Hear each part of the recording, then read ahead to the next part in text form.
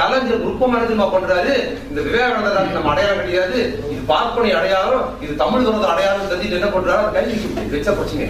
என்ன பண்றாரு, அப்ப என்ன பண்ணுனா அந்த கோடை சின்னதாக்கணும்னா அதோட பெரிய கோடு சிந்தனையே எவனும் செய்ய மாட்டேன் இந்தியாவில். என்ன பண்றாரு, வள்ளுவர் சிலை எங்க ஒன்றும் வைக்கலாம் 3000 அடியில் கூட, நான் அங்கதான் வைப்பேன்.